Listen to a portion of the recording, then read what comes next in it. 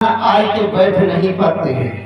पहले पूछे लगा के दादा का बात है, कैसे दौड़े, लेकिन नहीं बतू। जो अतिथि आए दरवाजे पे तो पहले उसका स्वागत सम्मान करो, जलपान उसको कराओ, हो सके तो भोजन भी कराओ, उसके बाद में उससे हालचाल पूछना चाहिए। पता है वो कैसी विपत्ति में आया, और जब आप तुरंत ही पूछ लिया तो वो बता दिया तो आप भी दुखी हो जाओगे और उसके साधन भागी करो। तो पहले उसको भोजन जलपान जरूर कराना चाहिए। विश्वामित्र को जब राजा दशरथ ने भोजन आदि कराया, उसके बाद में पूछा है कि यही कारण आगमन तुम्हारा। तो विश्वामित्र कहने लगे, राजन कि असुर समूह सतावत मोही,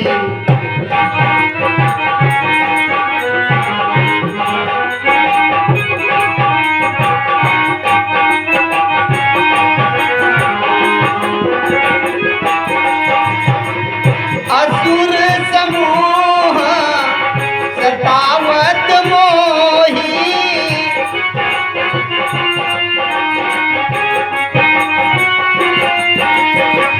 मैं जांचने आयूं तो ही। 51 रुपया पुण्य से करना बोलते। और 51 रुपया ये प्रसाद भी रुपया, 51 रुपया कुछ प्रसाद पुलिस की तरफ से भगवान के चरणों में सादा समर्पित है। जीवन मंगल यही कारण असुर समूह सतावत मोही। और 21 रुपया अवधेश की तरफ से भगवान के चरणों में सादा समर्पित है। जीवन मंगलमय हो।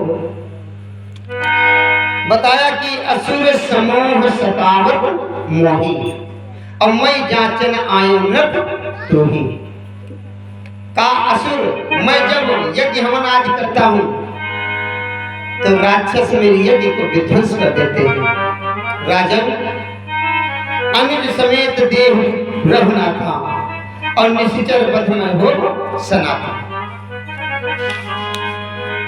कहा अनुज के समेत मुझको रघुनाथ को दे दीजिए, मुझको राम और लक्ष्मण को दे दीजिए। ये राक्षसों का जब वध कर देंगे तो मेरी यज्ञ पूर्ण हो जाएगी।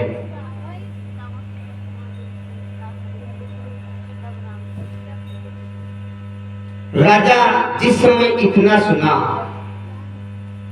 कि राम और लक्ष्मण को दे दे, और भैया जिसके चौथे पन में बालक के जन्म हुआ हो, यानी बुढ़ापा पे बालक का जन्म हुआ हो, भैया नाम बताइए। डॉक्टर चंद्रमोहन वर्मा। 51 मुद्रा। और हमारे भैया चंद्रमोहन वर्मा जी की तरफ से 51 रुपये भगवान के चरणों में सादा समर्पित है। जीवन मंगलमय हो। जिसके बुढ़ापा पे पुत्र का जन्म हुआ हो और उससे वही लड़का मांगने जाओ तो दे देगा। आज विश्वामित्र कहने लगे कि मुझको राम और लक्ष्मण को दे दो, तो महाराज दशरथ कहने लगे कि मुनिवर, अरे चौथे पन यूं सूत चारी,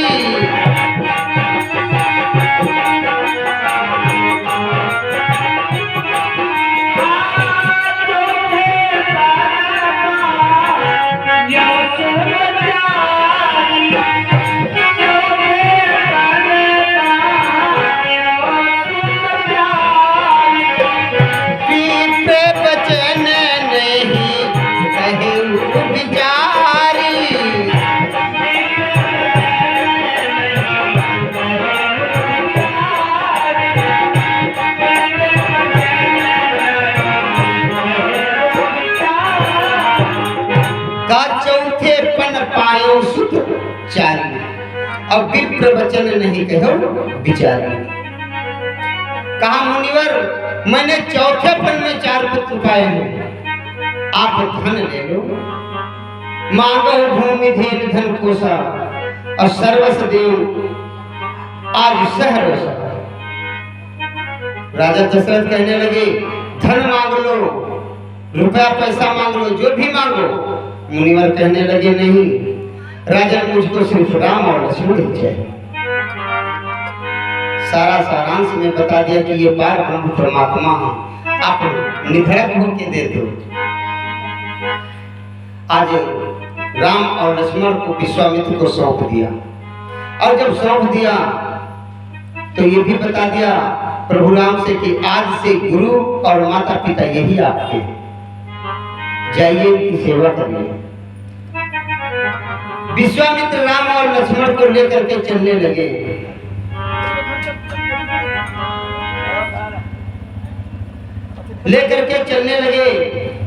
आगे भक्तों रास्ता दो थे, एक में जंगल था एक साथ। आगे रास्ता दो थी, तो जो साफ रास्ता थी वो थोड़ा मोड़ की थी, और जो जंगल थे वो भाई सामने थी। विश्वामित्र प्रभु राम से कहने लगे कि बेटा राम, रास्ता जल्दी वाली चलोगी कि थोड़ा लेट वाली? कहा जल्दी में क्या है, लेट में क्या है? कहा लेट में यह है कि उधर कोई डर नहीं है, उधर कोई डर नहीं है, थोड़ा घूम के है लेकिन डर नहीं है।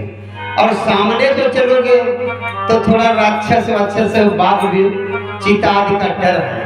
तो प्रभु राम कहने लगे फिर सामने ही वाली चलो, फिर सामने ही वाली चलो। तो विश्वामित्र मुस्कुराए और सामने किस प्रकार से चले हैं कि चले जाते मुनि दीन दिखाई,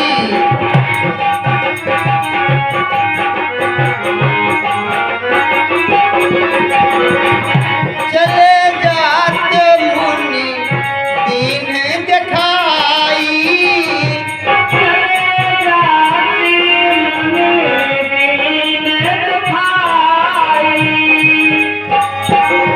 सुनी ताड़का क्रोध कर धाई,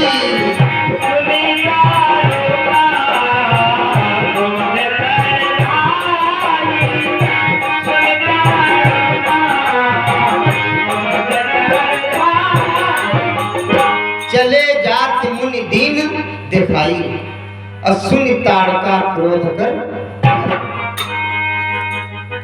जिस वन से निकले उस वन का नाम था ताड़क वन, और उस ताड़क वन में राक्षसी ताड़ुका का राज था।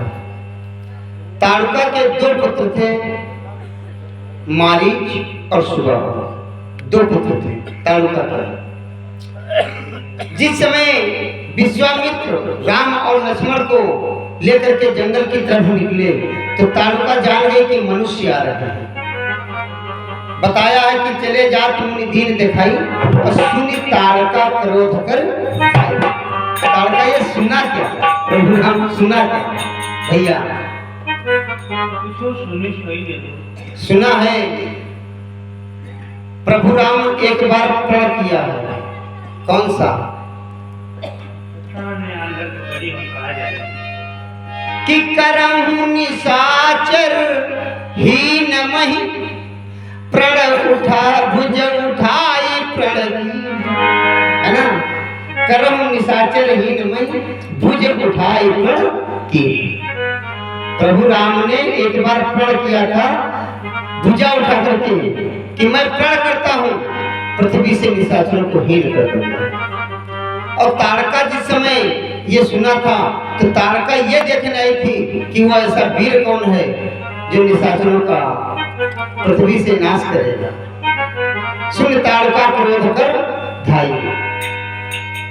मुनि जी ने दिखा दिया कि यही ताड़का। ताड़का एकदम से आई, दहाड़ने लगी, और जिस समय दहाड़ने लगी उसी समय प्रभु राम ने क्या किया कि एक ही बाण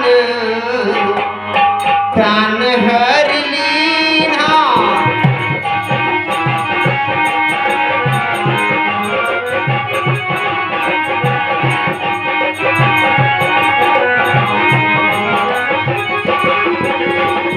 एक ही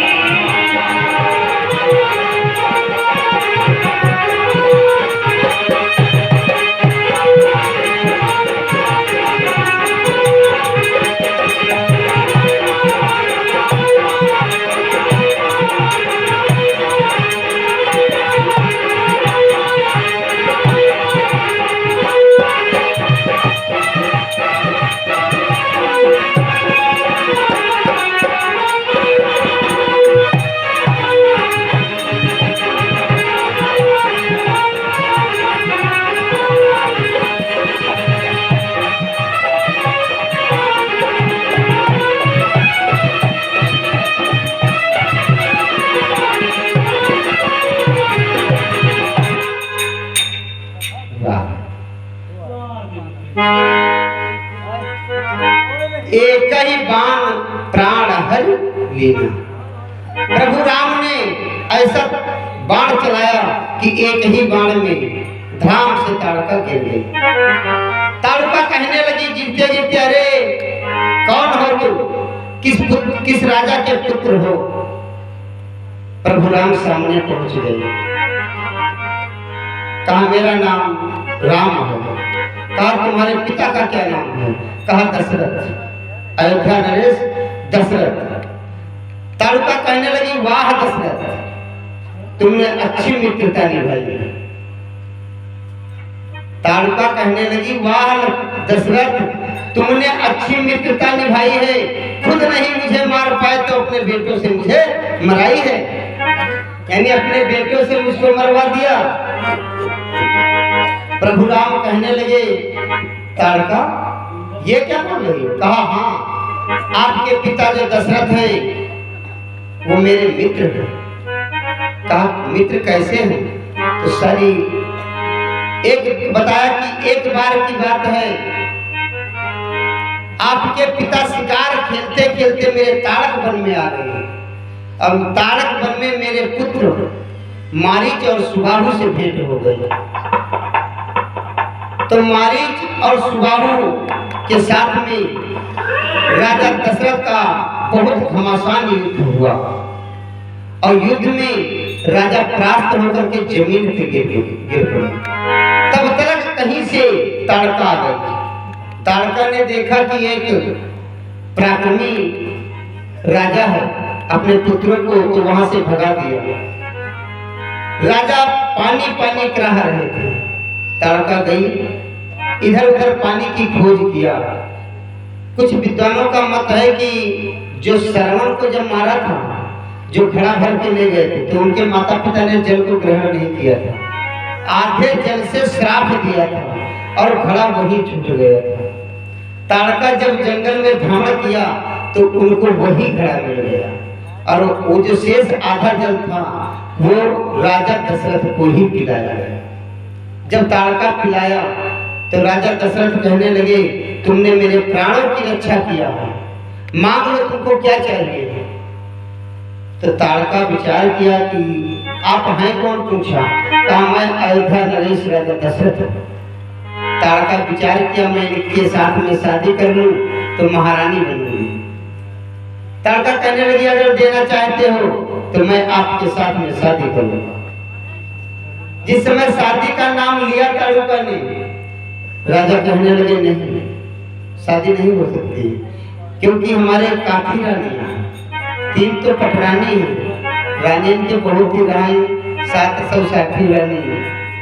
दशरथ खूब अवतरित था, इनके 760 रानियां थी।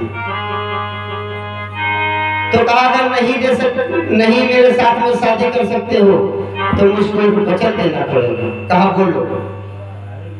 कहा 14 वर्ष के लिए आप मुझको अपना राज्य दे दीजिए। तो राजा दशरथ कहने लगे कि समय जब आएगा तो आपको दूंगा। कहा राम तुम्हारे पिता अपना वचन नहीं पूरा कर सके और मुझको तुम्हारे हाथों से मरवा दिया। जिस समय इतना सुना राम कहने लगे कि जाइए ये वचन मैं पूरा कर लूंगा। तो कुछ विद्वान कहते हैं कि ताड़का जहाँ पे दफनाई गई वहां पे मदार का पेड़ उगाया गया, उससे खड़ाऊ बनाई गई। कुछ विद्वानों का मत है कि ताड़का के मस्तक की हड्डी काट करके खड़ाऊ बनाई गई, राजा जनक को देते हैं और वही खड़ाऊ आगे इनको मिलेगी तब वो सिंहासन पे रखी जाएगी। आइए आगे की कथा बढ़ा रहा हूं। आज यहाँ मार करके ताड़का का वध करके प्रभु राम कहाँ पहुंचे, विश्वामित्र के आश्रम पर। जब आश्रम संध्या वंदन किया और सुबह शौच क्रिया के बाद में क्या हुआ कि प्रातः कहा मुनि सन रघुराई,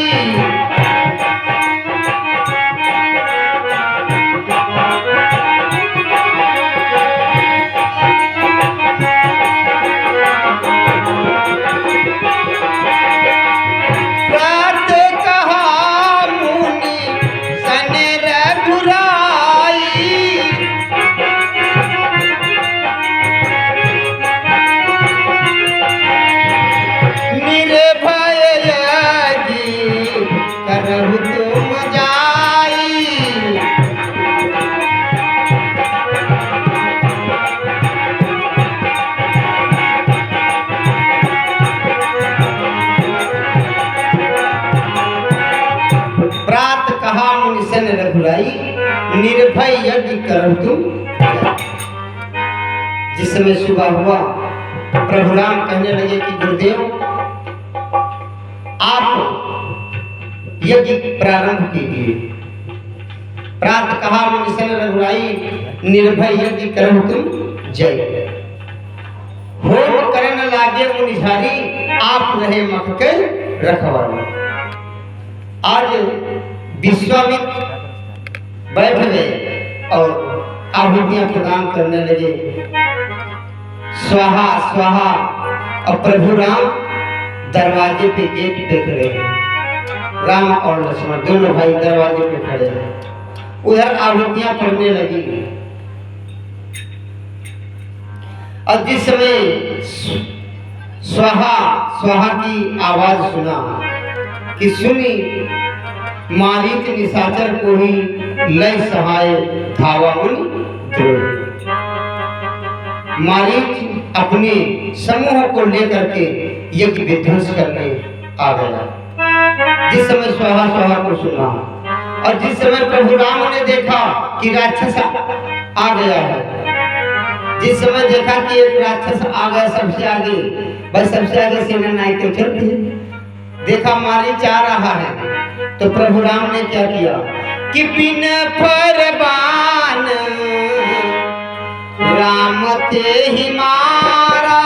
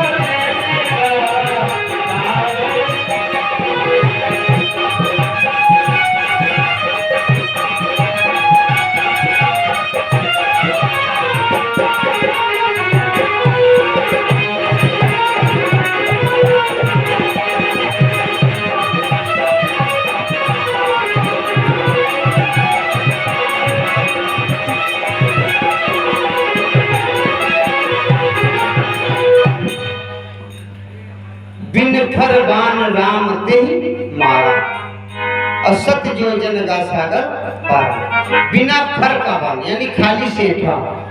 प्रभु राम ने जान गए अगर इसको जान से मार देंगे तो आगे कहानी हमारी बिगड़ जाएगी। अगर मारीच को वही मार देते तो काम नहीं बनता है।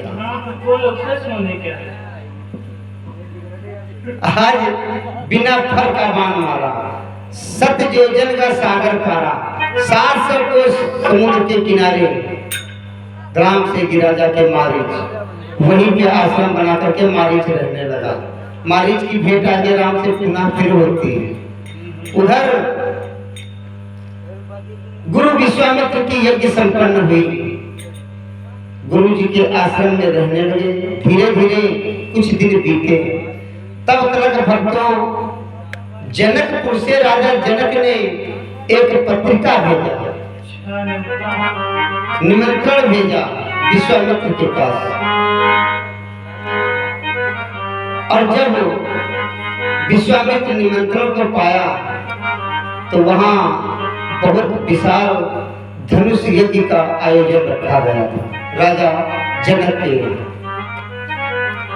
पत्रिका में यह भी पाया कि जो धनुष का खंडन करेगा सीता उसी के गले में वरमाला डालेगी।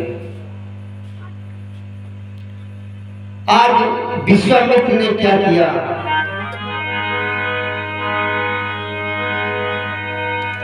कि धनुष जय की सुनी रघुकुल नाथा।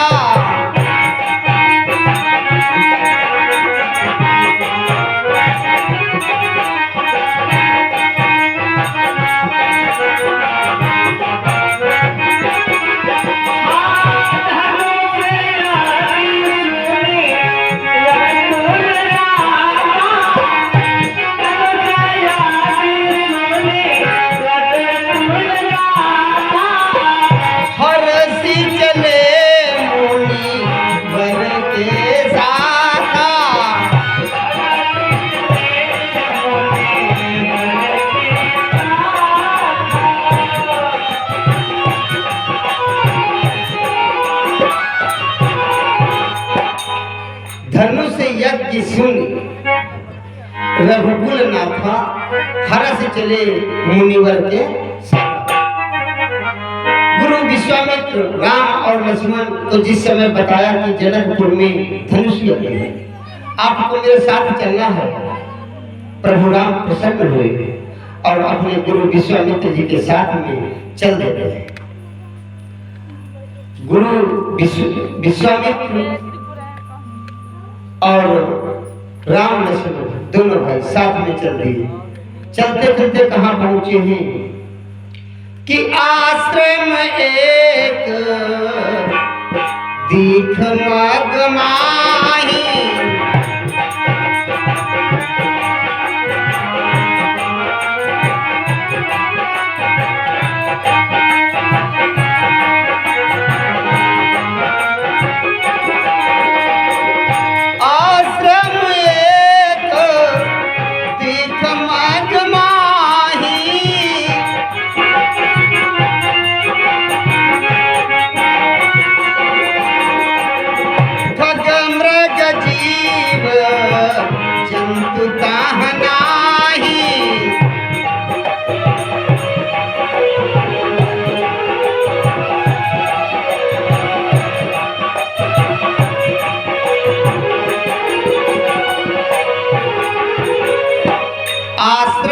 एक दीख मग माही, खग मृग जीव जंतु तह नाहि। विश्वामित्र एक ऐसे विशाल आश्रम पे ले गए